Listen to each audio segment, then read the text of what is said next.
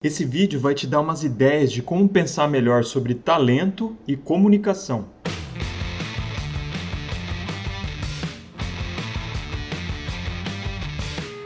E aí galera, beleza?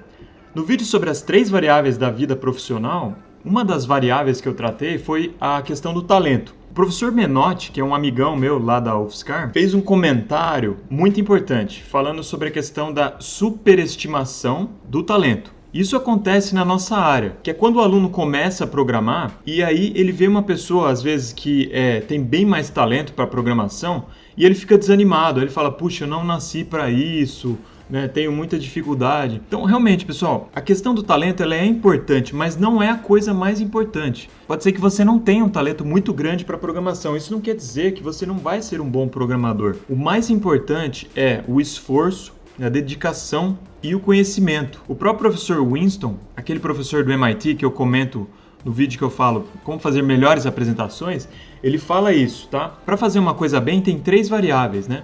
Que é o conhecimento, a prática e o talento. Quando ele colocou a equação lá, o T está bem pequenininho. Por que isso, pessoal? Porque o talento é o que menos impacta ao fazer uma coisa bem. O mais importante é o conhecimento que você tem sobre aquela coisa e a prática, né, que exige muito esforço. O professor Menotti indicou um livro lá que chama-se Talent is Overrated. De fato, né, o talento às vezes é superestimado, mas a gente tem que tomar cuidado para não ignorar. Foi por isso que no vídeo lá das 3 variáveis eu considero o talento. A gente não pode ignorar o talento. A questão é a seguinte, às vezes a pessoa não tem talento nenhum para uma coisa. Isso de fato vai ser uma barreira muito grande para ela realizar aquela profissão. Então, por exemplo, mesma coisa que eu falar assim, eu quero ser um campeão olímpico de natação. Então, considerando aquelas 3 variáveis, já tenho 40 anos quase. Nado mais ou menos bem, mas não sou assim muito talentoso. E depois, não me sinto chamado a isso, Às vezes as pessoas, elas só consideram a vocação, o que ela tem um sonho de fazer, eu tenho um sonho de ser astronauta. Mas peraí, vamos pensar bem, Quais são as minhas circunstâncias? Se eu tenho um pouco de talento para aquilo, não precisa ser um gênio no negócio, E também, se eu me sinto chamado, Mas eu não posso superestimar uma das variáveis em detrimento das outras. Então me parece que muitas pessoas tomam decisões erradas na profissão por conta de não levar em conta essas 3 coisas, a circunstância, o talento e a vocação. Mas esse comentário do professor Menotti é muito importante. A gente não pode superestimar o talento, porque o esforço e o conhecimento são muito mais importantes do que o talento. Mas algum impacto tem o talento. Então, sobre talento é isso, pessoal. A gente não pode nem superestimar e nem subestimar o impacto do talento. Algum impacto tem. Não é a coisa mais importante, mas deve ser considerado nas suas decisões profissionais. Uma outra coisa que eu queria conversar aqui com vocês, pessoal, é a questão da comunicação, tá? Que é a habilidade de comunicação. Como eu falei para vocês, o professor Patrick Winston, lá do MIT, ele falou que a habilidade de se comunicar é uma das principais variáveis que definem o sucesso de uma pessoa, tá? E primeiro, comunicação oral, depois comunicação escrita. Muito interessante isso. Eu queria mais uma vez, pessoal, reforçar a ideia de que todos nós temos que melhorar a nossa habilidade de se comunicar, tá? Primeiro oralmente, depois por escrito. E eu queria dar uma dica aqui, tá? Na verdade, eu já falei sobre isso e eu queria repisar esse ponto aqui, que é o seguinte. Quem são as pessoas que, em geral, falam muito bem e escrevem muito bem? São as pessoas que leem bastante. Eu não posso deixar de reforçar aqui, pessoal, a importância da leitura para qualquer profissional, para qualquer área que você for exercer, é muito importante a sua habilidade de comunicação e para isso é muito importante ler bastante. Tem um conhecido que eu sigo no Instagram, ele falou isso, se você ler 10 minutos de manhã, 10 minutos depois do almoço, 10 minutos depois da janta, você vai ler 30 minutos por dia. Cara, isso dá muita coisa. Como eu já falei aqui para vocês, eu tenho o costume de ler livros não técnicos 10 minutos por dia. Isso já faz uns 10 anos. E literalmente eu já li mais de 100 livros, só com essa técnica de ler um pouquinho por dia. Então, não custa nada, Vale a pena você pegar, tirar um pouquinho do seu tempo de internet, de jogar, para ler um pouco mais, Então, escolhe um livro técnico da sua área e também não se esquece de ler livros não técnicos.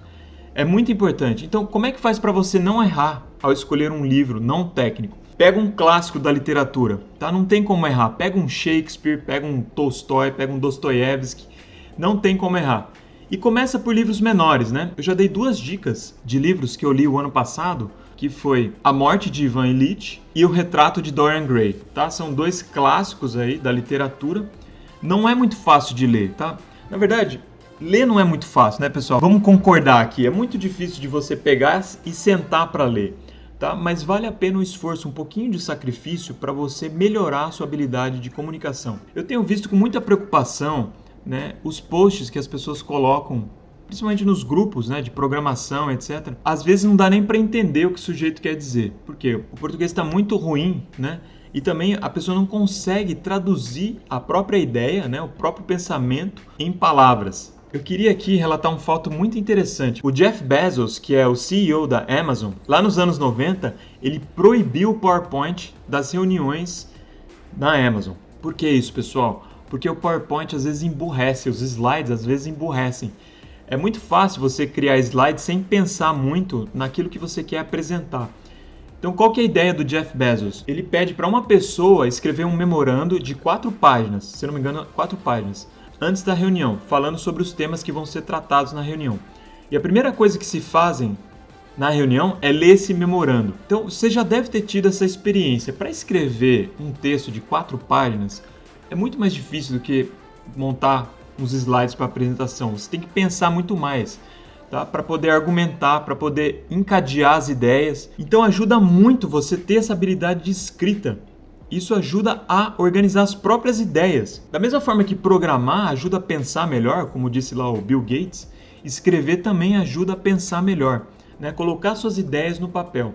E para colocar bem as suas ideias no papel, é bom que você leia bastante. Isso vai te dar habilidade de escrita. Então era isso. Eu queria deixar bem claro, né, essa questão do talento. De fato, né, existe uma ideia muito imbecil, né, que é aquela ideia do gênio, que a pessoa como se fosse determinada para ser ou ter muito sucesso ou ter muito insucesso na vida, com relação à questão do talento, né?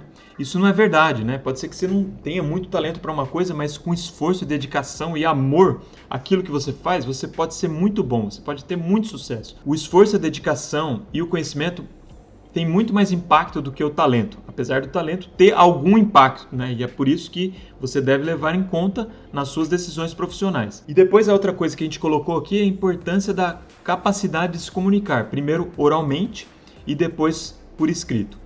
Então vale a pena, pessoal, a gente investir nessa habilidade oral, tá? De escrever melhor e de falar melhor. Então era isso, pessoal. Fiquem com Deus e até o próximo vídeo.